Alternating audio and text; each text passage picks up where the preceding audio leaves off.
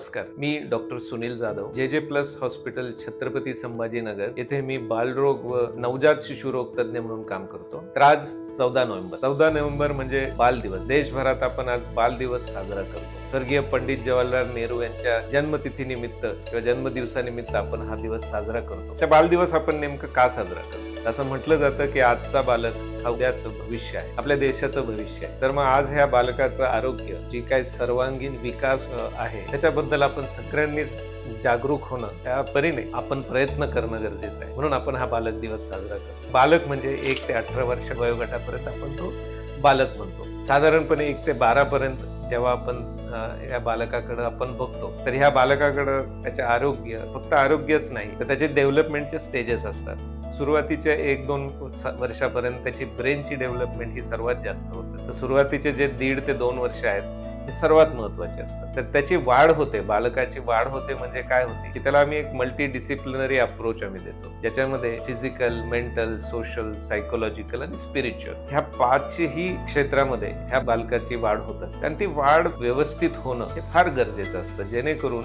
हे बालक पुढे सदृढ होईल, हुशार होईल, पुढे येणाऱ्या समस्यांना, येणाऱ्या चॅलेंजेसला तो व्यवस्थित हाताळू शकतो। तर हे वाढ होण्यासाठी आपण काय करू शकतो? ही वाढ होण्यासाठी आपल्याला एक मल्टी डिसिप्लिनरी अप्रोच करायचं, ज्यामध्ये पालक असतील, डॉक्टर्स असतील, त्यामध्ये शिक्षक असतील, त्यामध्ये राज्यकर्ते असतील, पॉलिसी मेकर्स असतील, ह्या सर्वांचा एक मल्टी डिसिप्लिनरी अप्रोच आपल्याला ठेवायचा आहे, जेणेकरून हे बालक सदृढ राहील। सदृढ म्हणजे फक्त शारीरिक सदृढ नाही, तर प्रत्येक क्षेत्रामध्ये ते बालक सदृढ राहील, जेणेकरून आज जे आपण जसं म्हणतो की आजचं बालक हे उद्याचं भविष्य आहे, तर आज आपल्याला तो प्रयत्न करणं गरजेचं आहे।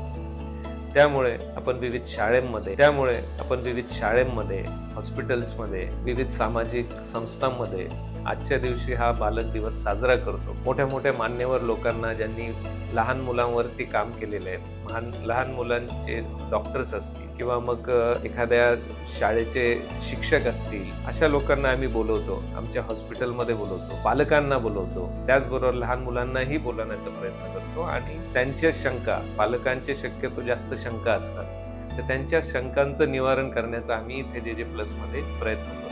तशाच प्रकारचं शिबिर आज आम्ही इथे 14 नोव्हेंबर रोजी जे++ मध्ये घेत आहोत। मला आशा आहे की तुम्हाला काही प्रश्न असतील तर तुम्ही नक्कीच आमच्या जे++ हॉस्पिटलमधल्या बालरोग विभागाला कॉन्टॅक्ट करू शकता आणि आपल्या समस्यांचं निवारण करू शकता। लहान मुलगा हा आजारी पडूच नाही याकरता डॉक्टर्स फक्त लहान मूल आजारी पडल्यानंतर त्याची ट्रीटमेंट करण्यासाठी नसतात, तर ते लहान मूल आजारीच कसं पडतात, आजारीच पडू नये याकरता सुद्धा प्रयत्न करत असतात। तर त्या दृष्टीने आम्ही, ज्याला आम्ही म्हणतो prevention is better than cure, अशा पद्धतीने आम्ही इथे आमचा जे++ हॉस्पिटलमध्ये अप्रोच ठेवतो, ज्यामध्ये इम्युनायझेशन असतील, ज्यामध्ये स्वच्छतेबद्दलची जागरूकता असेल, ज्यामध्ये लहान मुलांना काय खायला द्यावं, काय नाही खायला द्यावं, डायटरी डिसिप्लिन असतील, किंवा मग सोशल मीडिया पासून लहान मुलांना प्रवृत्त कसं करता येईल, शिक्षणाच्या दृष्टीने लहान मुलांना कसं प्रवृत्त करता येईल, ह्या किंवा मोटिवेट करता येईल, ह्या सगळ्या गोष्टी आम्ही इथे कव्हर करतो, ज्याला आम्ही एक मल्टी डिसिप्लिनरी अप्रोच म्हणतो।